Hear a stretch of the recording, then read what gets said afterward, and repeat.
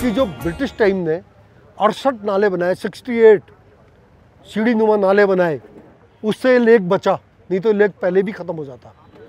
उसके बाद इनने एक नाली नहीं बनाई। वो नाली का पर्पस क्या, मतलब कैसे? नाली का बारिश का पानी, हाँ बारिश का पानी उसमें जमा होकर लेक में आता था, और जब आता था सीढ़ी नुमा पानी तो ऑक्सीजन लेता हुआ आता था। उससे यहाँ पे फिशेस रहती थी। पहले यहाँ पे थी रसेला, एक फिश मछली एक होती थी छोटी, हम तो घिंगावी बोलते थे उसे, उसको किंगफिशर खाती थी। छोटी वाली 5 किस्म की किंगफिशर है इधर। सबसे छोटी वाली जो रेयर थी वो वाली किंगफिशर खत्म हो गई। क्यों? क्योंकि वो मछली खत्म हो गई जो से वो खाती थी। वो काई में रहती थी, वो काई खत्म हो गई। धीरे धीरे हमारे सामने देखते देखते सिटोला होता था, एक स्पैरो टाइप का बर्ड, वो कम हो गई। काले वाले कौवे वो खत्म हो गए। गिद्ध खत्म हो गए। ये हॉक, बाज बहुत दिखते थे इधर। स्पैरो कम हो गई है। ये साइकिल डिस्टर्ब हो गई। इसके संग ये इन्वायरमेंट है। पहले किलमोड़े की झाड़ होती थी, घिंगारू होता था, हिसालू होता था। रामायण में सिर्फ कहानी जो है जंगल की है। ये इन्वायरमेंटल चेंजेस के लिए आप लोग आए हैं। मेरे ख्याल से राम के टाइम में भी इन्वायरमेंटल चेंजेस हुए। ये चेंज हुए तो राम ने अपने गद्दी से उठ के जंगल के लोगों के पास गए।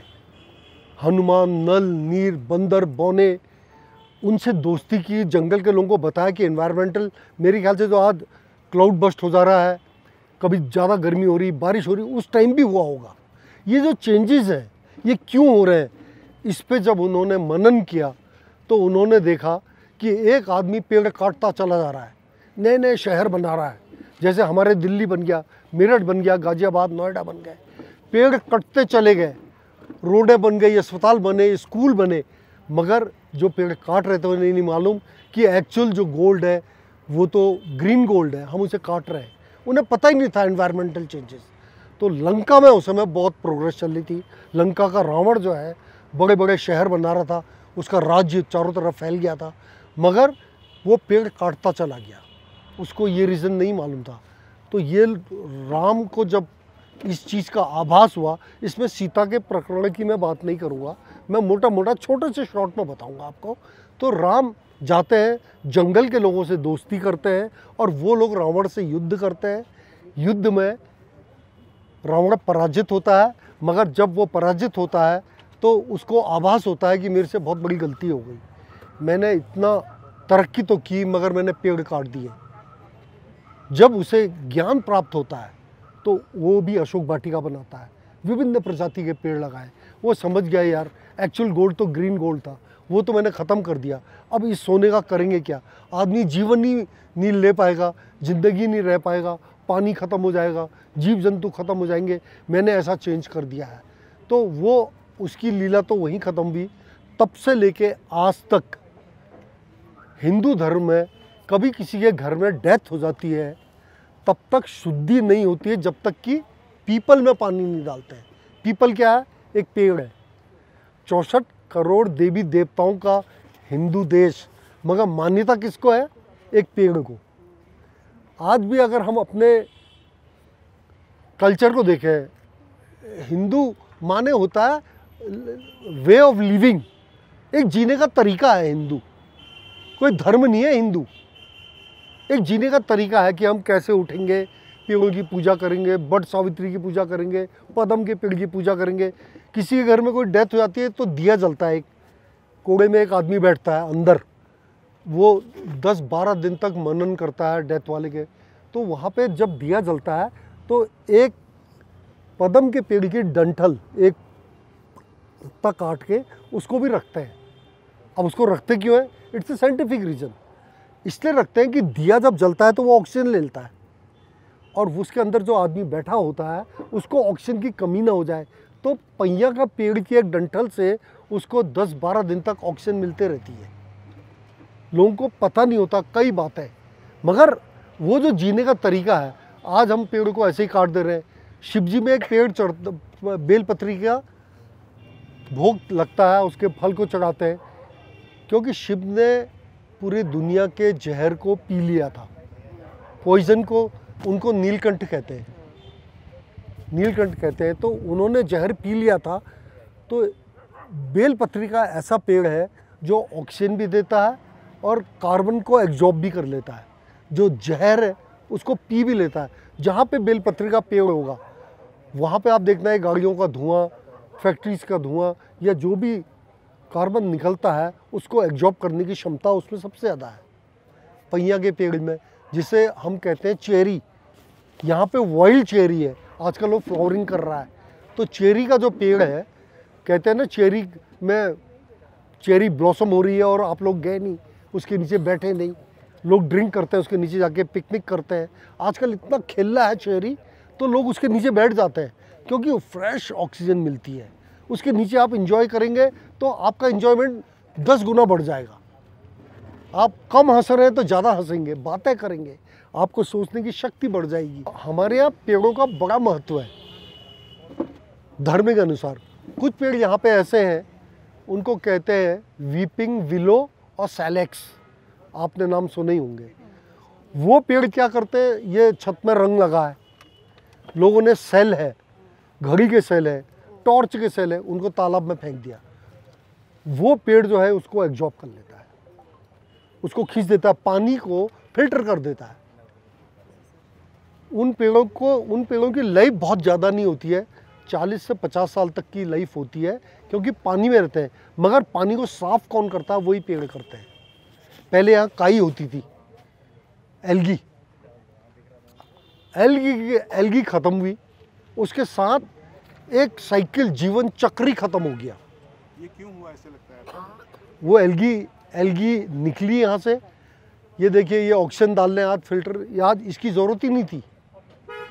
अगर ये नाले का पानी ऊपर, जितने भी ओक ट्रीज हैं, आप जंगल यहाँ के घूमिए, इतने खूबसूरत जंगल हैं यहाँ के, different type of trees, different type of birds यहाँ पे मिलेंगी आपको ऊपर।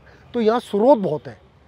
अगर आप टिफिन टॉप के टॉप से जाके लेक को देखेंगे ना, तो आपको कहीं पे कुछ मटमैला सा पानी दिखाई देगा।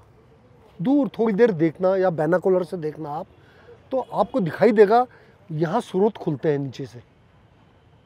उस जगह पे उसका कलर थोड़ा डिफरेंट हो जाता है। पहले क्या था कि जब नेचुरल वे में पानी आता था, ब्रिटिश टाइम ने यहाँ पे इतनी सीढ़ियाँ बनाई, सीढ़ी नुमा नालियाँ बनाई। उन नाली से पानी फिल्टर होके आता था, ऑक्सीजन लेता हुआ, जो सीढ़ी नुमा नालियाँ थी। अब लोगों को पता नहीं है, यहाँ सीधे नाली बना दी। आज ये जो पहाड़ गिरा है यहाँ पे, अभी चलेंगे हम देखने, ये क्यों गिरा है। इसलिए गिरा है कि मैं आज आपको अभी थोड़ा कयाक में घुमा के भी लाऊंगा लेक में। यहाँ पे बहुत बड़ी बड़ी केव्स हैं पहाड़ के अंदर। आप पाषाण देवी के नीचे देखेंगे केव है। अब दरारें हैं पूरी, यहाँ से लेके गवर्नर हाउस के पीछे तक, ये 12 पत्थर का जो बैंड है उसके पीछे तक केव्स है इधर। ये अंदर ही अंदर निकलती हैं अपनी। इन केव्स में आप फ्लाइंग फॉक्स देखेंगे, वो रहते हैं। कई किस्म की एक दूसरी ज़िंदगी भी चल रही इसके अंदर। कुछ कीड़े रहते हैं, उनको फ्लाइंग फॉक्स खाते हैं, वो साइकिल चल रही है। तो वो केव्स जो है, इनने ऊपर से मकान बना दिए, उनको ढक दिया। ये बुशिस ख़त्म हुई तो वो बर्ड्स भी माइग्रेट कर गई, उससे पूरी साइकिल डिस्टर्ब हो गई। पहले ऐसे पुराने मकान थे, जब मकान बनता था उसमें चिड़ियों के घोंसले पहले बनाता था मिस्त्री। जो यहाँ के मिस्त्री थे लोकल, वो पुराने, आप गवर्नर हाउस में जाओगे, सेंसोप में जाओगे, शेरूट की बिल्डिंग्स में छोटे छोटे उनमें बर्ड्स रहती थी। अब स्लैब वाले मकान बन गए, उनमें बर्ड्स के लिए घोंसले ही नहीं है। अगर वो कहीं पे छेद मिल गया और उसमें वो अपने अंडे भी देते हैं, तो सीमेंट कितना नुकसान करता है। वो बर्ड्स के अंडे अच्छी तरह से पनपते ही नहीं है। अस्पताल में आपने देखी जो चारपाई होती है वो 1.5 फुट ऊपर होती है, ताकि सीमेंट ना लगे। सीमेंट में आप सर रख के बैठ जाओगे, आपका सर ठंडा हो जाएगा, पीठ लगाओगे पीठ ठंडी हो जाएगी। सीमेंट इतना हार्मफुल है, ये तो केमिकल है। सीमेंट के यहाँ मकान बने, उससे ये साइकिल डिस्टर्ब हो गई और इतनी बुरी तरीके से डिस्टर्ब हुई कि पूरी बर्ड्स, पूरी चीज़ें बिल्कुल गायब हो गई। यहाँ पे छोटे छोटे कैचमेंट एरियाज़ थे, गवर्नर हाउस में थे, 7 नंबर में थे, आयार पाटा में थे, खुरपा ताल में थे। उसमें क्या था कि बरसात का पानी रुकता था, वो फिल्टर होके यहाँ आता था, तो अंदर ही अंदर एक लाइफ चलती थी। वो बारिश के पानी जब रुकता है तो उसमें मेढक पैदा हो जाते हैं, उसमें कीड़े मकोड़े पैदा होते हैं, वो पैदा होता है तो उनको खाने के लिए बर्ड्स आती हैं, बर्ड्स आती थी। वो कैचमेंट एरियाज ख़त्म हो गए तो वो बर्ड्स भी ख़त्म हो गई, वो कीड़े मकोड़े ख़त्म हो गए। यहाँ पे टिफन टॉप पे एक पेड़ है, उसका नाम होली मिजोल्टा, आपने नाम सुना? क्रिश्चियंस लोग बड़े दिन के दिन, अभी क्रिसमस आ रहा है, उस दिन उसके बीज को यहाँ पे लगाते हैं अपने कॉलर में। और जैसे हिंदू लोग आम के डंठल को लगाते हैं छत के ऊपर, वो होली के पेड़ का वो लगाते हैं। वो इतना बढ़िया पेड़ है, आजकल उसमें बीज आ रहा है। उसको खाने के लिए एक बर्ड आती है, उसका नाम है सुल्तान। वो ठीक उसी टाइम आती है जब उसमें बीज पैदा हो जाते हैं। वो इस बीज को खाती है और जहाँ वो बीट करती है उससे वो पेड़ पैदा होता है। काफल का पेड़ भी ऐसी होता है। हमारे यहाँ जो काले कौवे का त्यौहार मनाया जाता है, कौवे का, क्रो का जो त्यौहार एक होता है पहाड़ में, ये नेपाल के पश्चिमी भाग में और इंडियन के इस भाग में हम काले कौवा करके मकर संक्रांति के दिन त्यौहार मनाते हैं कौवे का। कौवे का क्यों मनाते हैं? क्योंकि कौवा गंदगी खाता है, उससे बीमारी खत्म होती है, और पीपल के बीज को खाता है वो, और जहाँ वो बीट करता है उससे वो पेड़ पैदा हो जाता है। तो ये साइकिल बनी उसके उससे। आज कौवे खत्म हो जाएंगे, वो साइकिल डिस्टर्ब हो जाएगी। पहले एक यहाँ पे बरगद टाइप का एक पेड़ होता था, उसमें एक सुपारी जैसा बीज लगता था। वो बीज को एक बर्ड आती थी, वो खाती थी। वो इतना सख्त होता था बीज कि उसे चबा नहीं पाती थी, तो वो चबाते, उसको निगल लेगी मुंह में, फिर चबाते रहेगी जैसे सुपारी हम खाते हैं, खाते रहेगी, तो वो छोटा हो जाता था तो उसको निगल जाती थी, और जहाँ वो बीट करती थी वो पेड़ पैदा होता था। फिर क्या हुआ कि वो चिड़िया जो है ज़रा बड़े डक टाइप की होती थी, बड़ी, तो एक विशेष जाति के लोग यहाँ आए, वो उस बर्ड के मीट को बहुत अच्छा मानते थे। उन्होंने उसको खाना शुरू किया। एक दिन ऐसा आया कि वो बर्ड ख़त्म हुई, तो उसमें कोई कीड़ा, उसमें थोड़ा मीठा मीठा निकलता था फूलों में, तो एक वो आता था खाने के लिए, कोई कीड़ा आ जाएगा या छोटी चिड़िया आएंगी, वो उसको पकड़ लेती थे। बुशेस वो, और ऑस्ट्रेलिया में तो बहुत है, मगर ये चीना पीक में चीना नाम की एक घास होती थी, उसमें भी वो डोडा टाइप की बर्ड रहती थी, ऐसे ऐसे चलती थी, वो ज़्यादा फ्लाई नहीं कर पाती थी वो। अब हमारे यहाँ कहते हैं हरे राम राम राम हरे हरे। फिर कृष्ण के फॉलोवर्स आए, उन्होंने कहा हरे कृष्णा कृष्ण कृष्ण। तो ये राम तो ठीक है, कृष्ण ठीक है, ये हरे हरे क्या है? ये हरे हरे, हरे राम, यही राम है। ये ऑक्सीजन देता है, ये फल देता है, पानी देता है, ये हमारी को जिंदगी देता है। और दिवाली में क्या करते हैं? घर की सफाई करते हैं हम लोग। पहले चूना झाड़ू से लगाते थे, कुच्चा कहते थे हमारे यहाँ, तो घर की सफाई करते थे क्योंकि लक्ष्मी आती थी। आज इस ताल को अगर हम साफ करेंगे तो पूरा नैनीताल पलेगा, क्योंकि लक्ष्मी आएगी, पैसा आएगा। ये नाव वाला भी पलेगा, जो होटलों में रह रहे हैं वो भी पलेगा, जो गाइड है, टैक्सी ड्राइवर है, हम लोग, हम सब इस ताल के उससे पल रहे हैं। कुछ लोग आंखों से देख के इंजॉय कर रहे हैं इस ताल को, मज़ा आ जाता है। सुबह सुबह आते हैं हम लोग, लेक में तैरते हैं। इस लेक को अगर हमने इंजॉय करना है तो इसमें लक्ष्मी का रहना बहुत ज़रूरी है, शुद्धता का, सफाई का रहना बहुत ज़रूरी है।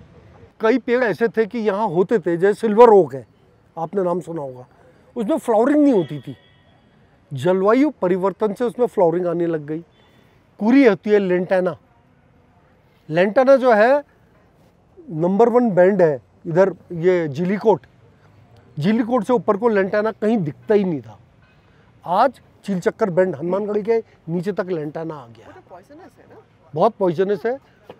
एक घास आ गई, गाजर घास कहते हैं उसे, वो कभी नहीं दिखती थी, वो आ गई। सारी एक्सोटिक बीट्स। कुछ बर्ड्स लुप्त हुई, कुछ नई बर्ड्स भी आ गई। अच्छा। जो काले कौवे, जो बड़े वाले कौवे थे वो खत्म हुए, तो जो प्लेन्स के कौवे वो दाढ़ी बनाए हुए जैसे होता है यहाँ पर चमकता, अच्छा। उनके वो कौवे आ गए यहाँ। कुछ बर्ड्स नई किस्म की आ गई, जो बगला टाइप की होती है, एक बर्ड यहाँ लेक में दिखती है,